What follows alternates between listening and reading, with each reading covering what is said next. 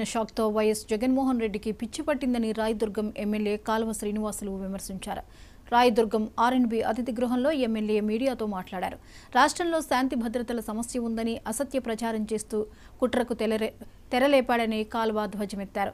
జగన్మోహన్ రెడ్డి పాలనలో వందల మంది టీడీపీ నాయకులు, ప్రజలు, మేధావులు, దళితులు, మైనార్టీలు, బీసీలు అతి కిరాతకంగా ఊచకోతకు గురయ్యారని కాల్వ మండిపడ్డారు. రషీద్ హత్యను రాజకీయ ప్రయోజనాల కోసం వాడుకోవాలని జగన్ రెడ్డి యత్నిస్తున్నారని కాల్వ శ్రీనివాసులు దుయ్యబట్టారు. జగన్ రెడ్డి ఇకపై కూడా తీరు మార్చుకోకపోతే రాబోయే ఎన్నికల్లో పులివెందుల్లో కూడా ఓటమి తప్పదని కాల్వ జోస్యం చెప్పారు. ఏకపక్షంగా చంద్రబాబు నాయుడు గారి నాయకత్వాన్ని సమర్థించిన విధానం మొన్నటి ఎన్నికల్లో చూశాం.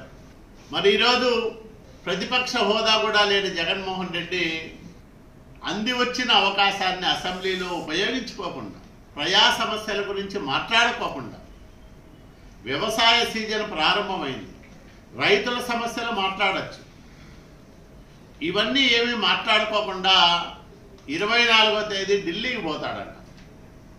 ఇతను పోతాడంట, వాళ్ళ ఎమ్మెల్యేలను పిలిచిపోతాడంట, వాళ్ళ ఎమ్మెల్సీలను పిలిచిపోతాడంట.